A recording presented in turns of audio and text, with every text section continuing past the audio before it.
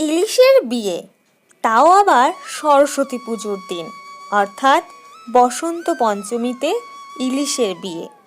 শুনেছেন নাকি কখনো? অনেকে হয়তো শুনেও থাকবেন, অনেকের বাড়িতে হয়তো হয়েও থাকবে এই অনুষ্ঠান, কিন্তু যারা শোনেননি তাদের জন্য আজকের এই ভিডিওটি। বাঙালির 12 মাসে 13 পার্বণ, এই কথাটি কোনো অংশে ভুল নয়। কারণ প্রত্যেক ঋতুতে আর প্রত্যেক মাসেই ছোট বড় কোনো না কোনো আনন্দ উৎসব লেগেই থাকে। আর এই আনন্দ উৎসবের সব থেকে উল্লেখযোগ্য একটি অংশ থাকে খাওয়া দাওয়া। বিভিন্ন ধরনের পুজোয় বিভিন্ন ধরনের প্রসাদ, আবার এক এক রকম পুজোয় এক এক ধরনের নিয়ম। সব মিলিয়ে ভোজনপ্রিয় বাঙালির কাছে এই পুজো অর্চনা খাওয়া দাওয়ার একটা দারুণ সময়। আজকে সরস্বতী পুজো। বাঙালির কাছে সরস্বতী পুজোর গুরুত্ব অনেকটাই বেশি। বিদ্যা ও জ্ঞানের দেবী হিসেবে পূজিতা হন মা সরস্বতী। তবে সরস্বতী পুজোকে কেন্দ্র করে এখনো পর্যন্ত বেশ কিছু নিয়ম দেখতে পাওয়া যায়। এই সরস্বতী পুজোর দিনে জোড়া ইলিশ মাছ খাওয়ানোর জন্য অনেকেই অপেক্ষা করে থাকেন। হিন্দু ধর্মাবলম্বীদের একাংশ সরস্বতী পুজো অর্থাৎ বসন্ত পঞ্চমীর দিনে জোড়া ইলিশ বাড়িতে কিনে আনাকে অত্যন্ত শুভ বলে মনে করেন। বহু যুগ ধরে এই রীতি এইভাবেই চলে আসছে। কোনো বাড়িতে শুধুমাত্র নিয়ম মেনে জোড়া ইলিশ কিনে এনে তাকে রান্না করা হয়, আবার কোনো কোনো বাড়িতে জোড়া ইলিশের বিয়ে দেয়া হয়। কুলোর ওপরে ইলিশ রেখে ধান, দূর্বা, সিঁদুর, হলুদ সব কিছু দিয়ে সাজিয়ে দেয়া হয়। কেউ কেউ একই সঙ্গে দুটো ইলিশ রাখেন, আবার কেউ আলাদা আলাদা দুটি ইলিশকে পুজো করেন, কিন্তু তাদের সঙ্গে একটি করে নোড়া রাখেন। নিয়মটিকে বলা হয় নোড়া দিয়ে জোড়া অথবা ইলশার বিয়ে। বসন্ত পঞ্চমীর দিনে কাঁচা হলুদ বাটা গায়ে মেখে স্নান সেরে সকাল সকাল বাজার থেকে কিনে আনা হয় জোড়া ইলিশ। তারপর সেগুলিকে সাজিয়ে রাখা হয়। নোড়াটিকে পুরুষের রূপ দেয়া হয় এবং নারী হিসেবে থাকে ইলিশ মাছ।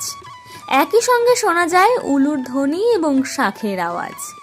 সরস্বতী পুজোর দিনে এই জোড়া ইলিশকে কেন্দ্র করে বিভিন্ন পরিবারে বিভিন্ন নিয়ম প্রচলিত রয়েছে।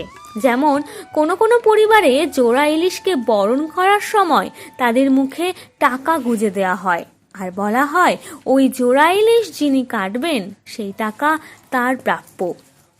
মাছ কাটার পর মাছের যে আঁশ ছাড়ানো হয় সেই আঁশগুলিকে কলা পাতার উপর রাখা হয়, আর সমস্ত আঁশ কলা পাতায় মুড়ে পরিষ্কার কোনো জায়গায় মাটির নিচে পুঁতে দেওয়া হয়।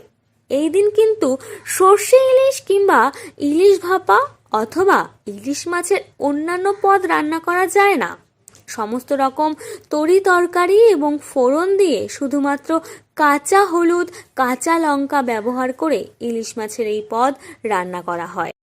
এবার প্রশ্ন আসতেই পারে যে কোথা থেকে এলো এই নিয়ম? প্রত্যেকটি নিয়মের পেছনেই কোনো না কোনো যুক্তি থাকে। এক্ষেত্রেও রয়েছে, একটি নয় একাধিক যুক্তি রয়েছে এর পেছনে।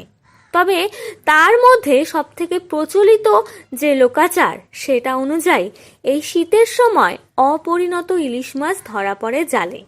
তাই বসন্ত পঞ্চমীতে বা তার আগেই পূর্ব বাংলার মৎস্যজীবীরা ছোট ছোট ইলিশদের ধরে মঙ্গলাচরণের জন্য এইভাবে পুজো করতেন। আবার সব শাকসবজির সঙ্গে ইলিশ মাছ রান্না করার নেপথ্যে রয়েছে প্রচলিত বিশ্বাস। বলা হয় এক সময় ব্রাহ্মণরা একেবারে নিরামিষাশী ছিলেন, তারপর ধীরে ধীরে তারাও মাছ খাওয়া শুরু করেন। কিন্তু তাদের সেই সময় ধারণা ছিল মাছ সমুদ্রের ফল বা জলতরু, তাই সবজির সঙ্গে তাকে খাওয়াই যায়।